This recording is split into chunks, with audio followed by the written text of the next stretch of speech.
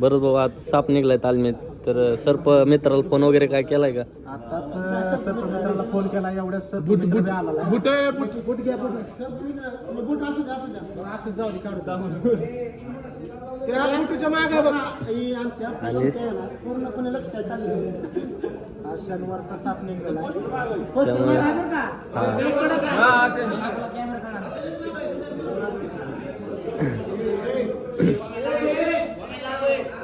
त्या पोरांचा सगळ्यांचा कालवा बघा तुम्ही.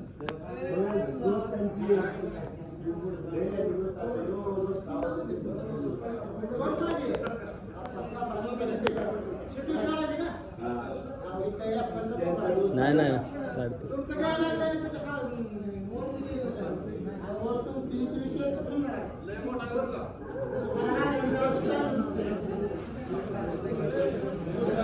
आपण आता जवळच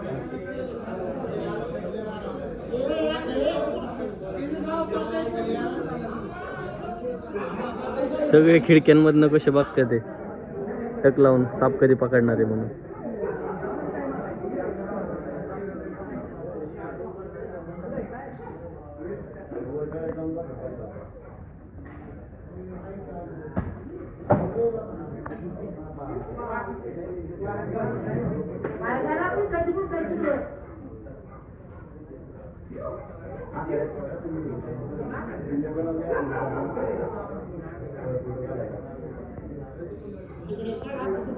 नाक केवढा आहे हा.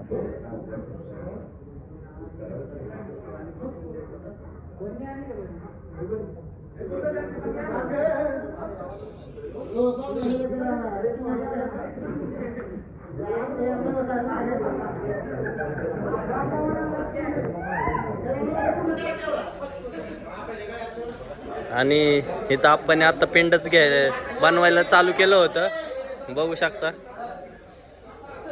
आवाज केवढा आहे.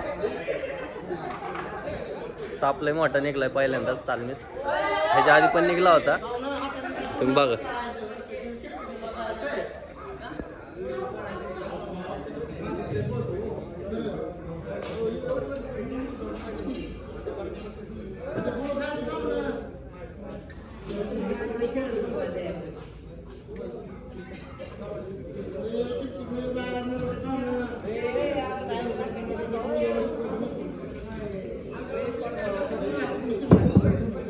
हे लागलं.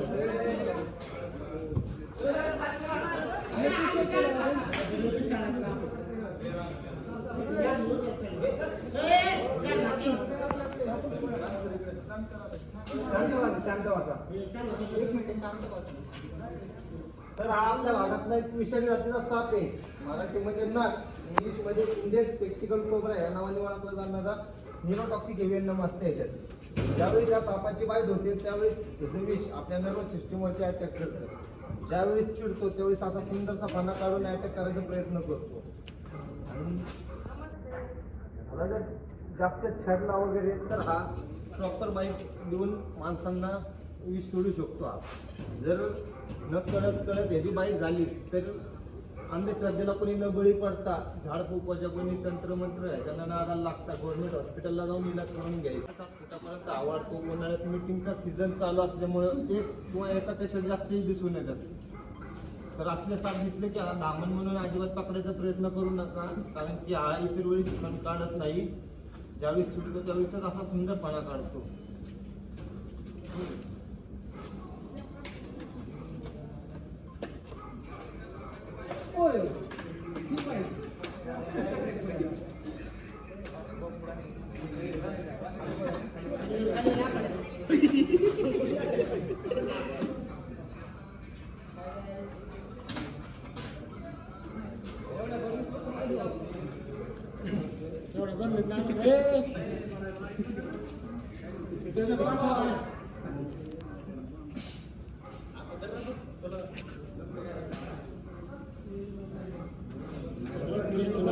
आप्पा खूप चिडलेला आहे तो अशा प्रकारे.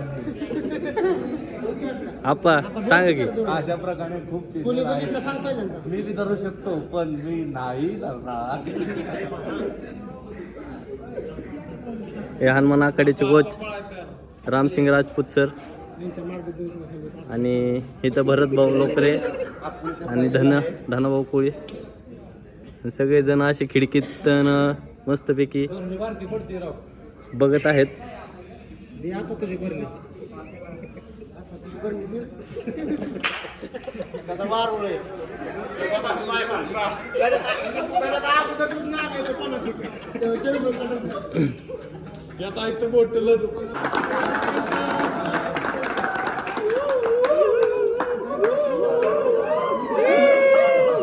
या प्रकारे नाग पकडलेला आहे.